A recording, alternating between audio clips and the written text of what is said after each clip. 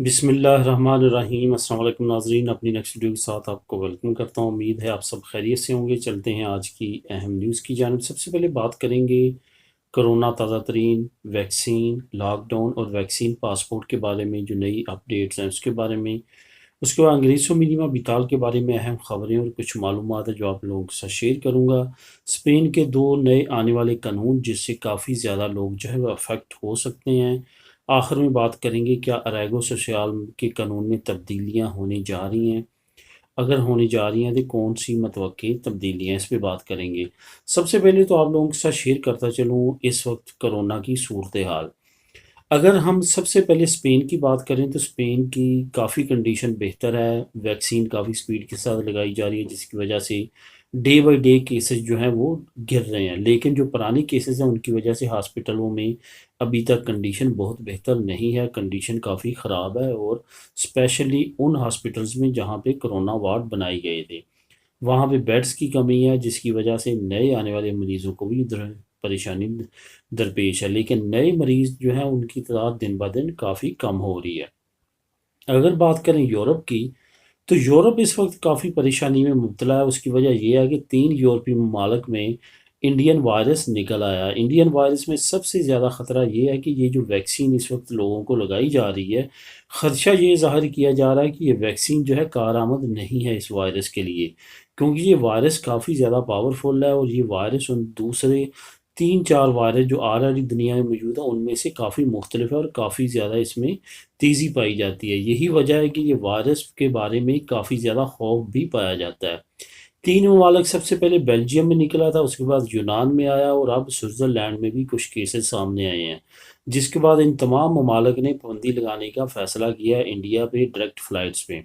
यहाँ पे आपको बताता चलूँ कि स्विट्ज़रलैंड में जो मरीज़ सामने आए हैं, वो ट्रांज़िट के ज़रिए आए थे दूसरे ममालिक से होते हुए, जिसकी वजह से अब ख़दशा ज़ाहिर किया जा रहा है कि दूसरे ममालिक में भी ये वायरस हो सकता है, क्योंकि ये मुसाफ़िर जिनमें पाया गया है, ये डायरेक्ट नहीं पहुँचे बल्कि मुख्तलिफ़ ममालिक से होते हुए आए हैं।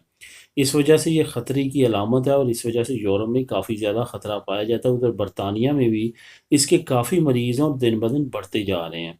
लेकिन ओवरऑल जो कंडीशन है वो अंडर कंट्रोल है, क्योंकि अभी तक यहाँ पे जो पुराने वायरसेस हैं उनको कंट्रोल कर लिया गया है। ये नया वायरस आया है जिसकी वजह से अब ख़दशा है, वरना पहले जो तमाम वायरस थे वो तमाम के तमाम कवर कर लिए गए थे।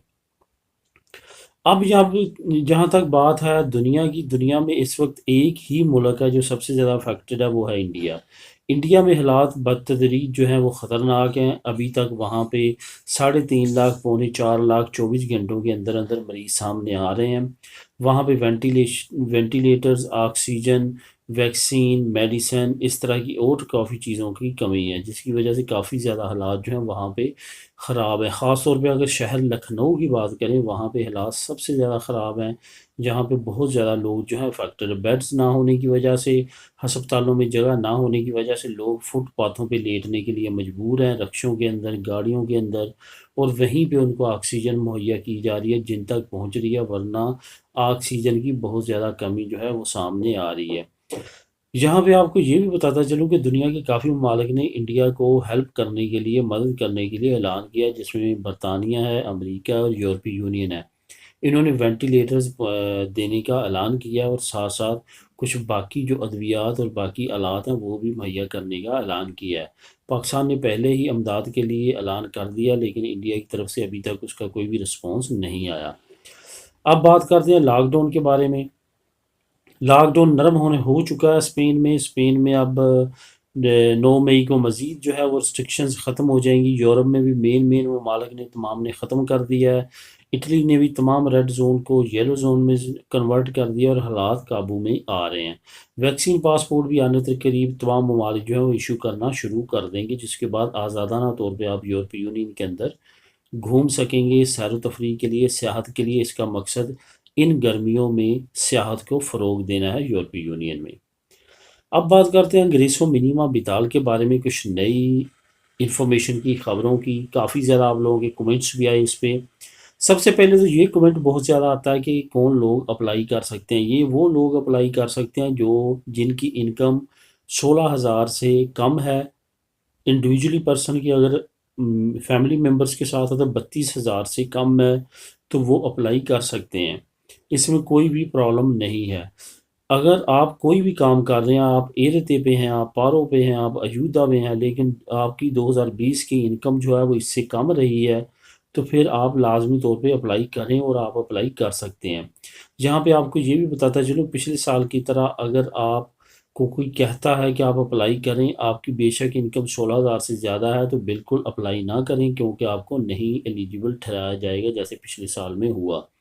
ये बहुत ज़्यादा जो लोग आपसे पैसे लेके अप्लाई करने के चक्करों में आपसे झूठ बोलते हैं, उनसे बचें और इसी मालूमात पे जो है वो अमल करें जो आपको मैं मुहैया कर रहा हूँ कि 16,000 से ज़्यादा अगर आपकी इंडिविजुअली एक बंदा है, फैमिली इधर नहीं है, तो वो इंग्रेसो मिनिमम विदाल अप्लाई कर सकता है। ये रेंटे की बात मैं कर रहा हूँ 16,000।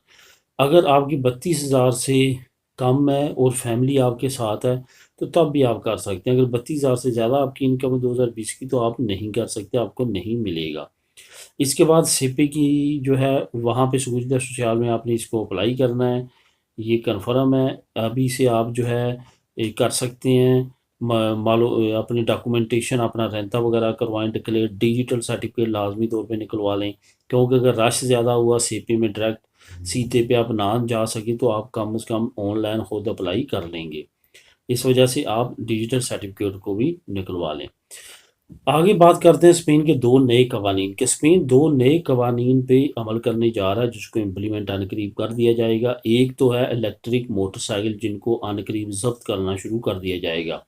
इस पे कानून साजी हो रही है। जो लोग इस पे अमल नहीं करेंगे, कवानीन को फॉलो नहीं करेंगे, उनके पास जो भी होगा पैरी देते होगा, या उससे बड़ा जो मोटरसाइकिल होता है जो कि इलेक्ट्रिक होता है, जो आपने देखा हुआ अमूमन फुटपाथों पे दौड़ता है और एक्सीडेंट्स की वजह बनता है, अगर ऐसी किसी भी एक्टिविटी में पाया जाता है तो उनको जब्त करने के लिए कानून जो है उसकी कानून साजी अनकरीब हो जाएगी और उस पर अमल दरामद शुरू कर दिया जाएगा। इस वजह से बहुत ज़्यादा एहतियात की ज़रूरत है। नंबर एक तो इस कानून को अनकरीब आप इम्प्लीमेंट होते हुए देखेंगे। दूसरा कानून, साइकिलों के लिए भी एक लाइसेंस इशू करने की तरफ जा रही है हुकूमत। उसकी वजह ये हुकूमत का कहना है कि जो साइकिल चलाते हैं उनको कवानीन का मालूम नहीं होता, जिसकी वजह से बहुत ज़्यादा एक्सीडेंट्स होते हैं और हर साल उनकी मौत वाक़या होती है। इस वजह से उनको भी एक कोर्स के ज़रिए जो है एक लाइसेंस कार्ड बना के दिया जाएगा, ताकि वो साइकिल तब चलाएं तब जब उनको तमाम कवानीन का मालूम होगा। ये आपको बताता चलूँ कि पूरे यूरोप में सबसे ज़्यादा डेथ रेशो जो है वो मोटरसाइकिल और साइकिलों वालों की है। मोटरसाइकिल वाले ऑलरेडी जो है वो लाइसेंस करके ले चला सकते हैं, लेकिन साइकिल वाले अब तक जो स्पेन में हैं वो फ्री हैंड है। लेकिन आने वाले वक्त में इनके लिए एक स्पेशल प्रोग्राम मरतब किया जा रहा है। इनको एक कार्ड दिया जाएगा जो कि इन्होंने जिस तरह ड्राइवर लाइसेंस लेते हैं उस तरह से मुश्किल तो नहीं है, लेकिन इनको कुछ बुनियादी कवानीन को पढ़ना होगा, फॉलो करना होगा, तब इनको वो कार्ड इशू किया जाएगा, तब ये अपना साइकिल चला सकेंगे, वरना ये साइकिल भी नहीं चला सकेंगे। आने वाले वक्त में ये भी कानून अनकरीब इम्प्लीमेंट हो जाएगा। आखिर में बात करते हैं रैगो सोशल के बारे में। रैगो सोशल के बारे में काफ़ी दोस्तों की तरफ से कमेंट्स आ रहे हैं, रैगो सोशल में क्या तब्दीली होने जा रही है। आज से चंद दिन पहले मैंने आप लोगों के साथ एक न्यूज़ शेयर की थी कि बहुत बड़ा ग्रुप 55 लोगों का पकड़ा गया है जो कि फेक कॉन्ट्रैक्ट बेचता था। उसमें से 60 कॉन्ट्रैक्ट ऐसे थे जो एक ही एड्रेस से इशू किए गए थे, जिसकी वजह से इनको शक पड़ा। इन्होंने तहकीकात की तो काफ़ी बड़ा गैंग सामने आया जो कि साल हर साल से गलत कॉन्ट्रैक्ट लोगों को बेच बेच के उन पे डॉक्यूमेंट्स निकलवा रहा था और उन डॉक्यूमेंट्स पे लोग अपने डॉक्यूमेंट्स बना रहे थे और उनसे 8,000 से 10,000 यूरो कॉन्ट्रैक्ट देने के ले रहा था। यही वजह है कि नेशनल पुलिस ने उन तमाम ग्रुप को पकड़ लिया। उसके बाद काफ़ी ज़्यादा अब प्रेशर बिल्ड हो रहा है हुकूमत पे कि वो कॉन्ट्रैक्ट की शर्त ख़त्म करे। लेकिन दोस्तों अभी तक ऐसा कोई भी ऐलान नहीं आया जिससे ये पता चले कि कॉन्ट्रैक्ट ख़त्म होने जा रहा है। लेकिन प्रेशर ज़रूर है हुकूमत पे। आने वाले वक्त में हो सकता है कोई नया कानून लागू किया जाए, लेकिन अभी तक कॉन्ट्रैक्ट का कानून ही है। ऐसा नहीं है कि आप इस उम्मीद पे और इस आस पे अपना काम रोक के बैठ जाएं कि कॉन्ट्रैक्ट का कानून चेंज हो जाएगा मैं तब अपना प्रोसेस चलाऊँ। ऐसा नहीं है। ये कितना टाइम लगता है ये कंफर्म नहीं है। इस वजह से इस कानून को ही फ़िलहाल फॉलो करें। ये कानून इस वक्त मौजूद है, आने वाले वक्त में आ भी सकता है, नहीं भी आ सकता, क्योंकि प्रेशर तो काफ़ी देर से ह्यूमन राइट्स ऑर्गेनाइजेशन की तरफ से भी है, लेकिन अभी तक हुकूमत ने इस पर कोई भी फैसला नहीं किया। तो दोस्तों ये थी अब तक की अहम न्यूज़। मिलेंगे नेक्स्ट वीडियो में नई न्यूज़ अपडेट के साथ। अल्लाह हाफिज़।